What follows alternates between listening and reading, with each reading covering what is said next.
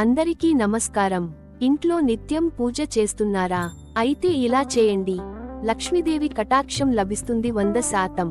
మరి ఈ వీడియో చూసే ముందు నమఃశివాయ అని కామెంట్ చేయండి.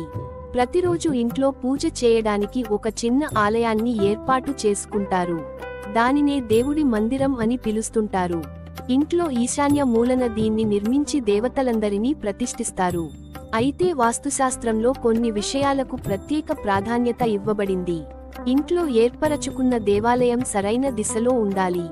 రోజూ ఇంట్లో పూజ చేయడం వల్ల ఐశ్వర్యం కలుగుతుందని, ప్రతికూలతలు తొలగిపోతాయని శాస్త్రాలలో చెప్పబడింది. అయితే ఇంటి దిక్కు, పరిస్థితి రెండూ సరిగ్గా ఉన్నప్పుడే ఇది సాధ్యమవుతుందని వాస్తు నిపుణులు అంటున్నారు. అలాంటి పరిస్థితుల్లో ఇంటిలో దేవుడి మందిరం ఏ దిక్కున పెట్టాలో, ఏ దేవతా మూర్తులను పూజా మందిరంలో ఉంచాలో మనం తెలుసుకోవాలి. పూజ గదిని ఎప్పుడూ శుభ్రంగా ఉంచుకోవాలని వాస్తు నిపుణులు అంటున్నారు. పూజా మందిరంలో ఎటువంటి విరిగిన వస్తువులను ఉంచకూడదు.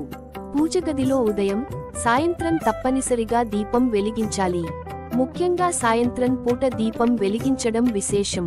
దీంతో పాటు స్నానం చేయకుండా దేవుడి మందిరాన్ని తాకకూడదనే ఈ విషయాన్ని గుర్తుంచుకోవాలి. ఏ శుభ కార్యమైనా గణేశుని పూజతో ప్రారంభిస్తారు. అదే సమయంలో పూజగదిలో ఒక్క వినాయకుడి విగ్రహాన్ని మాత్రమే ఉంచాలి. వాస్తు ప్రకారం లక్ష్మీదేవికి ఎడమవైపున వినాయకుడిని ఉంచాలి. పూజా మందిరంలో ప్లాస్టర్ ఆఫ్ ప్యారిస్ వినాయకుడి విగ్రహం పెట్టకూడదు. ఎల్లప్పుడూ కూర్చునే గణేష్ని ప్రతిష్ఠించండి. దీంతో ఇంట్లో అందరికీ గణపతి ఆశీస్సులు అందుతాయి. ఇంట్లో లక్ష్మీదేవి చిత్రపటం తప్పనిసరిగా ఉండాలి. లక్ష్మీదేవి నివసించే చోట పేదరికం రాదు అని అంటారు. లక్ష్మీదేవి ఆనందాన్ని మరియు శ్రేయస్సును ప్రసాదిస్తుంది. తల్లి లక్ష్మి కూర్చునే భంగిమలో ఉండాలి. నిల్చున్న లక్ష్మి ఇంట్లోంచి త్వరగా వెళ్లిపోతుంది.